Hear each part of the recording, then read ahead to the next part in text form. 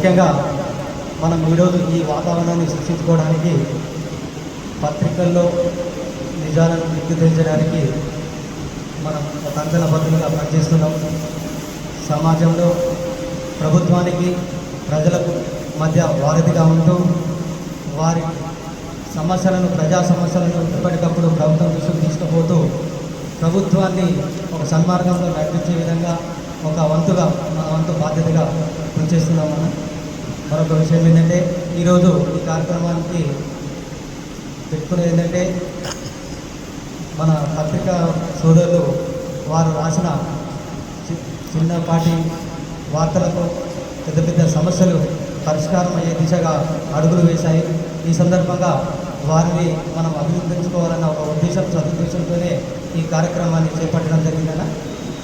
ఈ కార్యక్రమానికి మన సీనియర్లు జూనియర్లను కాకుండా పిట్ట కొంచెం కూతగలమన్నట్టుగా చిన్న పత్రికలైనా కానీ వారు రాసే శైలిని బట్టి మంచి మంచి ఎన్నో కోట్లలో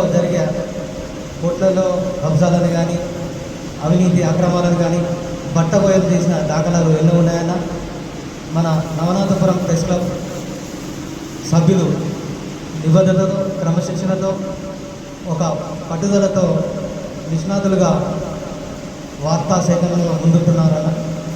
వీరు ఎల్లప్పుడూ ఇంట్లో పనున్న పక్కన పెట్టేసి వార్తల కోసం పరిగెత్తి ఎంతో ఒడిదొడుకులు ఎదుర్కొనే పరిస్థితి ఈరోజు.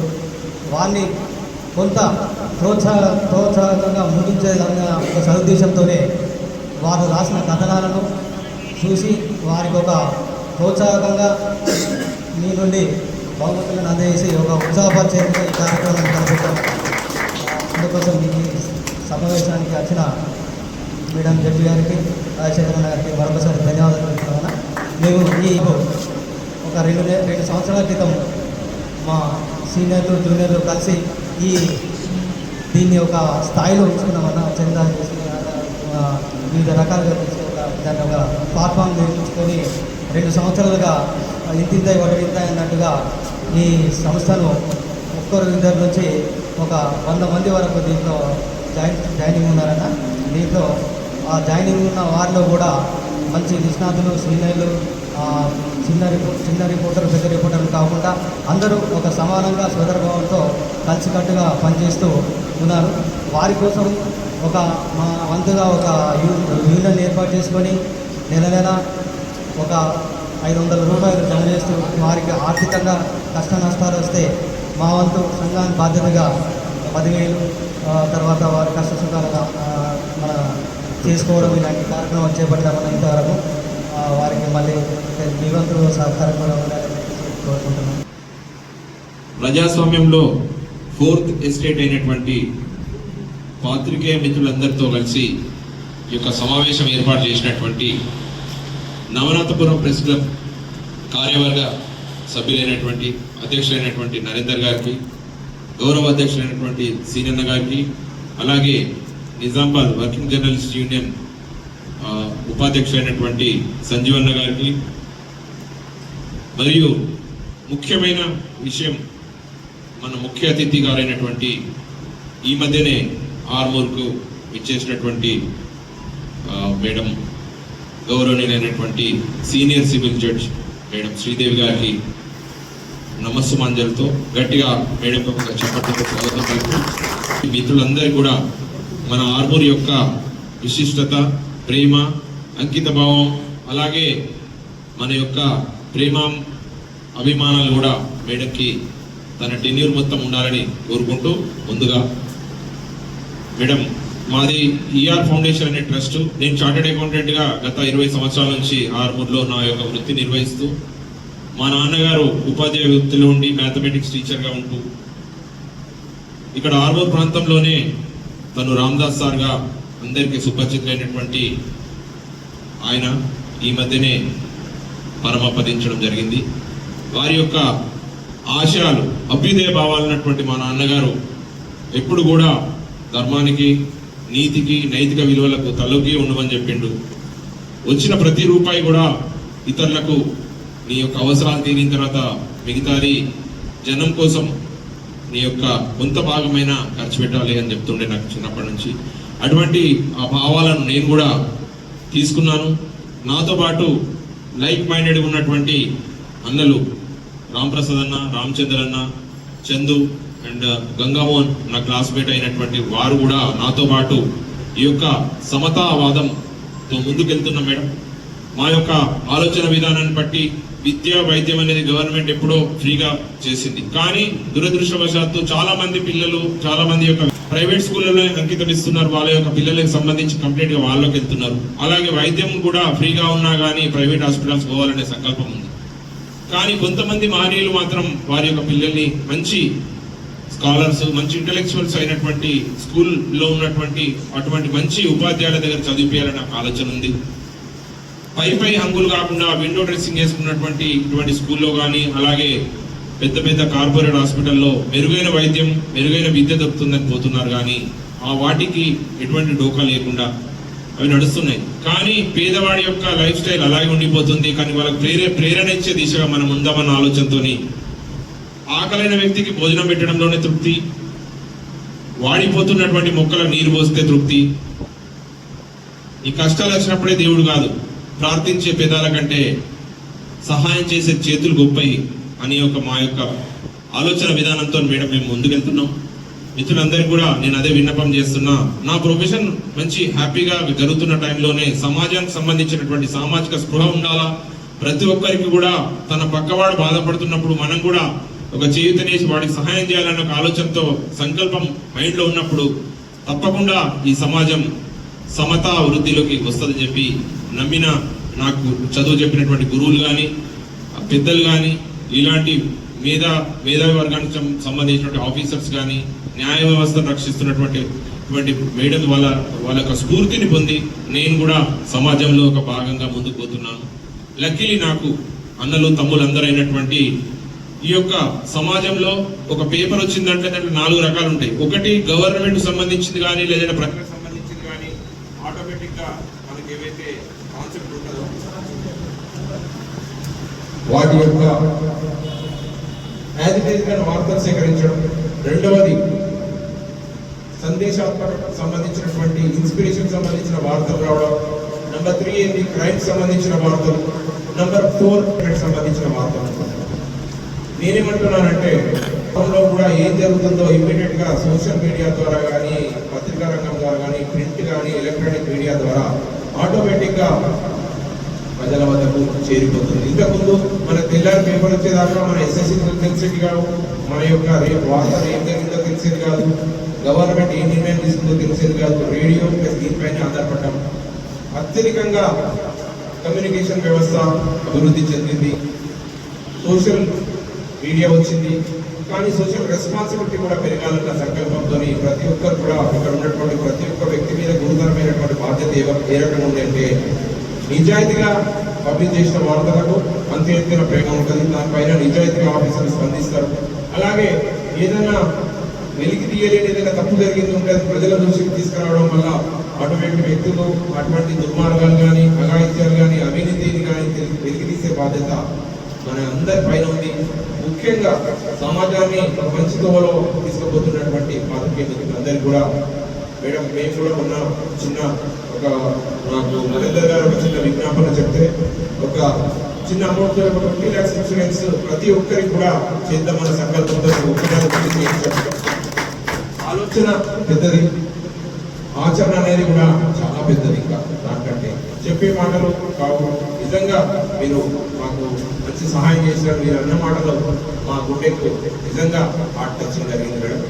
సో ప్రతి దాంట్లో కూడా కష్ట నష్టాలు ఓర్చుకొని ఏదైనా మిషాప్ జరిగింది, రోడ్డు ప్రమాదం జరిగింది, అవినీతి జరిగింది, బ్లాస్టింగ్ జరిగింది, ఏదైనా అవినీతి జరుగుతుంది, ఇక్కడ ప్రాబ్లం జరుగుతుంది, పోలీసు ఉంది, ఇవన్నిటి పైన కూడా ఎండ వాననక చల్లనక ఎక్కడికైనా సరే వాళ్ళు ఇమీడియట్ గా పోయి ఆ వార్తలు సేకరించి మనందరికీ కూడా చేరవేసే వీళ్ళందరూ కూడా ఫ్రంట్ లైన్ లీడర్స్ గా నేను అభివర్ణిస్తాను మేడం. సో వీరందరి యొక్క మానసిక స్థితి ఏ రకంగా ఉంటుందంటే హై పిచ్ లో ఉంటుంది. కానీ ఫైనాన్షియల్ గా సిస్టమ్కి వచ్చేసరికి, ఇంటికి వచ్చేసరికి భార్య కానీ, పిల్లలు కానీ వాళ్ళు చూసినటువంటి ఆ వాతావరణానికి ఇంటికి వచ్చేసరికి భిన్నమైన వాతావరణం కనిపిస్తుంది. ఎందుకంటే ప్రతి ఒక్కరు కూడా ఈ జీతభత్యాలు వాళ్ళకి సంబంధించినవి సరిపోక ఏం చేయాలో అర్థం కాక ఆ మోమాటంతో వాళ్ళకు ఉన్నటువంటి ఇంట్రెస్ట్ కానీ వాళ్ళు ఇంకా చాకచక్యంతో ఎక్కువ వార్తలు సేకరించాలన్న ఉద్దేశంతో కన్సర్వేషన్ అలాగే ఫస్ట్ సెకండ్ థర్డ్ ప్రైజెస్ పెట్టాం మేడం. సో దాంట్లో మా జూరీ ఏదైతుందో వాళ్ళందరూ కూడా కొంతమందిని సెలెక్ట్ చేసి ఫస్ట్ సెకండ్ అండ్ థర్డ్, దాంతోపాటు ఒక కన్సర్వేషన్ ఫస్ట్ ప్రైజ్కి ఒక 3000, దాని తర్వాత 2000, దాని తర్వాత 1000, కన్సర్వేషన్ ఒక 1000. ఉడతా భక్తిగా మీకు ఇన్స్పిరేషన్గా మేము అనుకున్నాం. కొంతమంది నేమ్స్ మేము కూడా ఇక్కడ డిస్కస్ చేసినాం.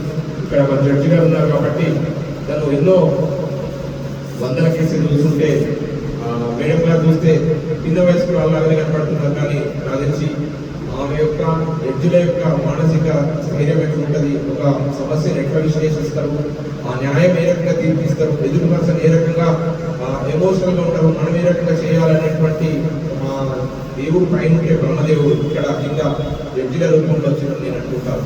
ఎందుకంటే కంప్లీట్గా ఆ కేసెస్ స్టడీ చేయడం కానీ, వాళ్ళ అనాలిసిస్ కానీ, వాళ్ళు చెప్పే తీరు కానీ, ఆ కేసుని గుర్తుంచుకోవడం కానీ, ఆ సెక్షన్ని మళ్ళీ క్రాస్ చేయడం కానీ, ఇవన్నీ నాకు కూడా కొంచెం అంత నాలెడ్జ్ ఉంటుంది. ఎందుకంటే చార్టెడ్ అకౌంటెంట్ ప్రొఫెసర్ నేను కూడా ఉంటాను కాబట్టి లీగల్ సైడ్ చాలా క్లిష్టమైన పనిగా నేను భావిస్తాను. ఎందుకంటే ఒక స్త్రీ మూడికి ఎన్నో బాధ్యతలు చూస్తూ కూడా ఇక్కడ జడ్జిగా బాధ్యతలు నిర్వహించాలంటే మామూలు విషయం కాదు. ఎందుకంటే 100% తనకు వేరే ఎన్నో ఉన్నా కూడా ఇంత పెద్ద బాధ్యతను నిర్వర్తిస్తున్నటువంటి మేడంకి మా ఆర్మూర్ ప్రజల, మా అన్నల తరపు నుంచి, మా తమ్ముల తరపు నుంచి, ఆర్మూర్ ప్రజల తరపు నుంచి శుభాకాంక్షలు తెలియజేస్తున్నారు. భాగంగా ఒక ఫ్లో మెంబర్స్ని అలాగే మిగతా మెంబర్స్ అందరికి కూడా మంచి ఇన్స్పిరేషన్గా ఉంటుందని చెప్పి చిరు కానుకగా వారికి ఒకటి అనుకుంటున్నాం. సో మేడంకి ఒక 2 నిమిషాలు టైం ఇస్తే కొన్ని ఎక్స్ప్లెయిన్ చేస్తాం మేడం ద్వారా. ముఖ్యంగా మనం ఇక్కడ సమావేశమైంది ఏంటి పర్పస్ అనేది మాత్రం నాకు అర్థమైంది. సో సార్ చెప్పినట్టు జర్నలిస్ట్ అనే వాళ్ళు ఫ్రంట్ లైన్ వారియర్స్, అది మనందరికీ తెలుసు. తెలంగాణ ఉద్యమంలో ఎంత ముఖ్య పాత్ర వహించారు అనేది మనం చెప్పక్కర్లేదు. న్యాయవాదులు ఎంతగా పోరాటం చేశారు, వాళ్ళు ఏం చేశారు, మీరు వాళ్ళతో ఎంత సపోర్ట్గా ఉండి ముందుకు వెళ్ళారు అనేది మేము అన్నీ చూసాము. సో ఇలాంటి అవకాశం రావడం, ఈ సమావేశంలో పార్టిసిపేట్ చేయడం అనేది నాకు అదృష్టంగా భావిస్తున్నాను. ముఖ్యంగా ఎప్పుడు కూడా ప్రెస్ మీట్ అండ్ జర్నలిస్టులకి మేము చాలా దూరంగా ఉంటాము. నా వృత్తి అలా ఉంటుంది కాబట్టి నేను పబ్లిక్లోకి రాకుండా 4 కార్నర్స్లో ఉంటూ కోర్టు, ఛాంబరు, ఇల్లు తప్ప వేరే తెలియకుండా ఉండాల్సిన పరిస్థితి. ఒక జడ్జి అంటే ఎన్నో విషయాల్లో చాలా జాగ్రత్తగా ఉంటూ ప్రవర్తించాల్సిన అవసరం ఉంటుంది. ప్రొఫెషనల్ లైఫే కాదు, పర్సనల్ లైఫ్లో కూడా అన్ని రిస్ట్రిక్షన్స్ ఉంటాయి మాకు. సో అవన్నీ మాకు అపాయింట్ చేసినప్పటి నుంచి ఇప్పటి వరకు కూడా వింటూ, ఆచరిస్తూ, పాటిస్తూ, ఏమైనా పొరపాటు జరిగితే సరిదిద్దుకుంటూ ఇక్కడి వరకు వచ్చాను. ఇవాళ ఈ సమావేశానికి నన్ను ఇన్వైట్ చేసి నాకు ఇలాంటి అవకాశం ఇచ్చినందుకు చాలా ధన్యవాదాలండి. ఈ నవనాథపురం ప్రెస్. సో మొత్తానికి ఫైనల్గా నేను నేర్చుకున్నాను. పొద్దున నేను బెంచ్కి వెళ్ళే ముందర వచ్చారు, బెంచ్కి వెళ్ళేసి అప్పుడే వచ్చాను, మళ్ళీ బెంచ్ పనిలో ఉన్నప్పుడే వచ్చి కలిశారు కాబట్టి పెద్దగా ఇంటరాక్షన్ ఏర్పడలేదు నాకు. తర్వాత కొంచెం ఇన్పుట్స్ వచ్చాయి నాకు. సో ఈజ్ క్లబ్ అసోసియేషన్ అనుకోవచ్చు, విలేకరుల అసోసియేషన్ అనుకోవచ్చు. మీ మంచి చెడు చూసుకోవడానికి మీలో కొంతమంది ఒక క్లబ్ లాగా ఫామ్ అయిపోయి మీ మంచి చెడు చూస్తున్నారు. దానికి రాజశేఖర్ లాంటి సార్ వాళ్ళంతా కూడా మీకు చేయూతనిస్తూ ఒక ఎన్జిఓగా ఉంటూ వర్క్ చేస్తున్నారు. సో ఇది చాలా గొప్ప విషయం సార్. చాలా విషయాలు చెప్పారు. నిజంగా మనుషులు అనే వాళ్ళందరూ కూడా సామాజిక స్ఫూర్తితో ఉండాలి అనేది చాలా గొప్ప విషయం. అది ఇక్కడ ఉన్న వాళ్ళందరిలో కనపడుతుంది. నాకు చాలా సంతోషంగా ఉంది ఆ విషయంలో.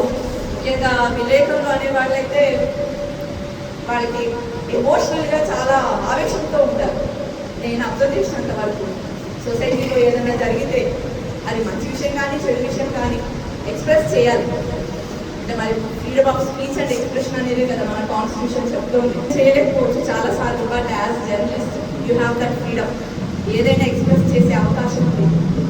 సో నా రిక్వెస్ట్ ఏంటంటే ఈ అవకాశం ఉంది కాబట్టి మనందరం కూడా మంచిని ముందుకు తీసుకెళ్తూ, చెడుని ఖండిస్తూ, ఉన్నది ఉన్నట్టుగా చూపిస్తూ, ఏంటి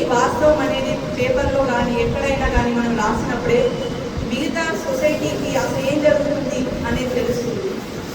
సో ఆ దిశగా మీ అందరూ ప్రయత్నం చేయాలని నేను కోరుకుంటున్నాను. సో సమాజాన్ని మార్చగలిగే శక్తి కోర్టులు, జడ్జిమెంట్స్ ఒక రకంగా అయితే పత్రికల ద్వారా, సోషల్ మీడియా ద్వారా, మీలాంటి జర్నలిస్టుల ద్వారా చాలా వరకు చేయగలుగుతాం. సొసైటీని మార్చగలుగుతాం. సో పిల్లల దగ్గర నుంచి చూసుకుంటే పెద్దల వరకు కూడా ఎన్నో చట్టాలు ఉన్నాయి. వాటిని ఎలా ఇంప్లిమెంట్ చేయాలనేది చాలా మందికి తెలియదు. చట్టంలో ఏమున్నాయో తెలియకుండానే ఇది ఒకటి నేరం అని తెలియకుండానే నేరం చేసే పరిస్థితుల్లో ఉన్నారు చాలా మంది ప్రజలు. సో ఇలాంటి మాధ్యమాల ద్వారా ఏది మంచి ఏది చెడు, ఒక్కొక్క పత్రికలో రోజు ఒక కాన్స్టిట్యూషన్ గురించో లేకపోతే ఒక బిఎన్ఎస్ గురించో, బిజినెసెస్ గురించో, ఒక్క ప్రొవిజన్ గురించి కనుక మీలో ఎవరికైనా లీగల్ నాలెడ్జ్ ఉంటే దాని గురించి ఒక్క చిన్న 4 లైన్లు అంతా జస్ట్ ఒక కొటేషన్ లాగా మీరు చెప్తూ పోతూ ఉంటే అది చాలా యూస్ఫుల్ అవుతుందండి. సో ఆ పరంగా మీరందరూ కృషి చేయాలని కోరుకుంటున్నాను. అలాగే ఈ ప్లాట్ఫామ్లో నాదొక చిన్న విన్నపం. నేను as a senior civil judge ఆర్మూర్లో మండల్ లీగల్ సర్వీసెస్ కమిటీ చైర్పర్సన్లో కూడా వర్క్ చేస్తాను. ఇది నాది ఇంకొక రోల్. లీగల్ ఎయిడ్ ఇస్తాం, అంటే లీగల్ సర్వీసెస్ ప్రొవైడ్ చేస్తూ ఉంటాం. ఎవరికైతే బీద వాళ్ళు ఉంటారో, ముసలి వాళ్ళు ఉంటారు, ఆడవాళ్ళు, పిల్లలు, వీళ్ళందరికీ కూడా ఉచితంగా న్యాయ సహాయం అందజేస్తాం. అలాగే లోక్ అదాలత్ అనేది ఒకటి నిర్వహిస్తూ చిన్న చిన్న criminal comfortable cases, civil cases, family matters ఇవన్నీ కూడా సెటిల్ చేస్తూ ఉంటాం. ఎవ్రీ ఇయర్ 4 సార్లు ఇలాంటి లోక్ అదాలత్లు, మెగా లోక్ అదాలత్ నిర్వహిస్తాం. ఈ జూన్ 14వ తారీఖున మెగా లోక్ అదాలత్ ఒకటి నిర్వహిస్తున్నాం. సో మీ పత్రికల ద్వారా వాటికి వైడ్ పబ్లిసిటీ కావాలని నేను కోరుకుంటున్నాను. ఆ లోక్ అదాలత్లో క్రిమినల్ కంఫర్టబుల్ కేసెస్, అంటే రాజీ తగబడ్డ అన్ని క్రిమినల్ కేసులు, సివిల్ కేసులు, bank cases, NIR cases, family matters, motor accident vehicles cases, చిన్న చిన్న ట్రాఫిక్ కేసెస్ ఇవన్నీ కూడా సెటిల్ చేస్తారు. సో ఈ అవకాశాన్ని అందరూ వినియోగించుకోవాలని మీ పత్రికల ద్వారా, మీ మాధ్యమాల ద్వారా చెప్పాలని నేను కోరుకుంటున్నానండి. జూన్ 14వ తారీఖు లోక్ అదాలత్ అనేది నిర్వహించబడుతుంది మన కోర్టు, ఆర్మూర్ కోర్టు. సో మరి ఇక్కడ ఎవరైతే అవార్డ్స్ అందరు గెలిచారో వాళ్ళందరికీ కంగ్రాచులేషన్స్ ఇన్ అడ్వాన్స్. ముందుగానే చెప్తున్నాను, నాకు రిజల్ట్స్ తెలియదు. సార్ చెప్పినట్టు నేను చూసి డిక్లేర్ చేస్తాను. రాని వాళ్ళందరూ నెక్స్ట్ టైం వస్తారు. సో వచ్చిన వాళ్ళందరూ ఇంకా బాగా చేస్తారని, మీ పాత్ర ఏంటి అనేది సొసైటీలో మీ అందరికీ తెలుసు.